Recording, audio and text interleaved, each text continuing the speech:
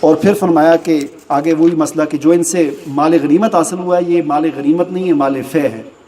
مال غنیمت وہ ہوتا ہے کہ جو جنگ کے نتیجے میں حاصل ہوتا ہے، تو یہ مال فے ہے، تو اس کا حکم یہ ہے کہ یہ لوگوں میں صحابہ کرام میں تقسیم نہیں ہوگا بلکہ صرف غریبوں میں بانٹا جائے گا اس کو۔ اور اس کی وجہ یہ بتائی گئی کہ کئی لا یکون دولتم بین الاغنیاء، اسلام نے یہ حکم اس لیے دیا ہے تاکہ یہ دولت صرف امیروں کے درمیان گردش نہ کرتی رہے بلکہ ہر کسی کے پاس جائے اور ایک جگہ پر ڈمپ ہو کر نہ رہے دولت۔ یہ اسلام کا اصول ہے معیشت کا کہ دولت رکنی نہیں چاہیے، یہ ہر وقت گردش میں رہنی چاہیے، اس سے پھر غریب امیر ہر کا بھلا ہوتا ہے۔ لیکن دولت جب رک جاتی ہے، بینکوں میں جمع ہو جاتی ہے، لوگ اپنے تجوریوں میں سٹاک کر دیتے ہیں، تو اس سے پھر غریب غریب تر ہوتا جاتا ہے اور امیر امیر تر ہوتا جاتا ہے۔ تو یہی وجہ ہے کہ اسلام نے غربت کو مٹانے کے لیے جو اقدامات کیے ان میں سے پہلا قدم جو کیا تھا وہ ہے زکوٰۃ کو اسلام نے فرض کیا کہ زکوٰۃ دو، تاکہ جو تمہارے پاس جس کے پاس اتنا پیسہ آ جائے وہ اتنا اس میں سے نکال کے دے دے، جس کے پاس اتنا پیسہ آ جائے وہ اتنا اس میں سے نکال کے دے دے، یہ زکوٰۃ فرض کی۔ دوسرا، سود کو حرام قرار دے دیا۔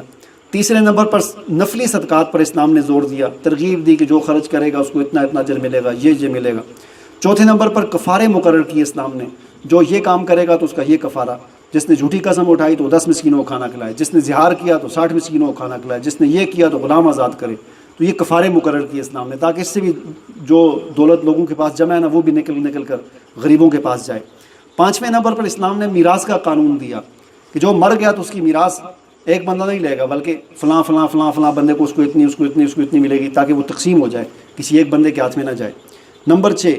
بخل کی مذمت بیان کی،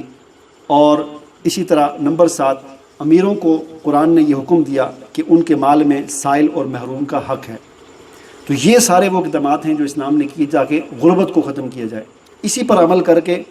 مدینہ کی ریاست میں غربت کو ختم کیا گیا۔ لیکن آج جو ہے اس کا الٹ کیا جاتا ہے، جو ہے وہ لوگ زکوٰۃ نہیں دیتے، سود کی کھلی چھٹی ہے، زکوٰۃ پر کوئی وہ نہیں ہے کہ دے، جبکہ حضور صلی اللہ علیہ وسلم کے زمانے میں بھی اور صدیق اکبر رضی اللہ تعالیٰ عنہ کے زمانے میں بھی زکوٰۃ نہ دینا جرم ہوتا تھا، اس کے لیے جنگیں لڑی جاتی تھیں۔ حضور صلی اللہ علیہ وسلم بھی لشکر روانہ کر دیا کرتے تھے، کوئی زکوٰۃ نہیں دے رہا تو اس کے خلاف جنگ ہوگی۔ صدیق اکبر رضی اللہ تعالیٰ عنہ نے تو باقاعدہ جنگ کر کے دکھائی کہ نہیں دے گا تو اس کے خلاف جنگ ہوگی۔ تو زکوٰۃ نہ دینے والے کے خلاف جنگ اور سود پر مکمل پابندی۔ آج الٹا کام ہو گیا ہے، زکوٰۃ نہ دینے والے کو کوئی پوچھتا ہی نہیں ہے، اور سود کے خلاف اگر کوئی بات کرے گا تو اس کو اٹھا کر جیل میں بھی ڈالا جا سکتا ہے، کوئی کسی کو روک ٹوک کرے گا تو اس کو سزا بھی ہو سکتی ہے۔ الٹا کام ہو گیا، تو جس کی وجہ سے غربت جو ہے وہ بڑھ گئی ہے، اور امیر امیر تر ہوتا جا رہا ہے اور غریب غریب تر ہوتا جا رہا ہے۔ ہمارے معاشرے میں دینی و مذہبی تقریبات، جلسوں، بیانات اور جمعہ کے اجتماعات میں وائزین کی طرف سے کئی ایسی احادیث بیان کی جاتی ہیں جو در حقیقت احادیث نہیں بلکہ کسی اور کا قول یا من گڑت احادیث ہوتی ہیں۔ ہم آپ کے لیے لائے ہیں ایک ایسی ہی زبردست ایپ جو آپ کو بتائے گی کہ کون کون سی مشہور احادیث اصل میں حدیث نہیں ہیں۔ ابھی گوگل پلے اسٹور پر جائیں، سرچ بار میں غیر مستند احادیث اردو میں لکھیں، یہ ایپ آپ کے سامنے آئے گی، اسے انسٹال کریں اور دوستوں اور علماء اور وائزین کو واٹس ایپ کے ذریعے سینڈ کریں۔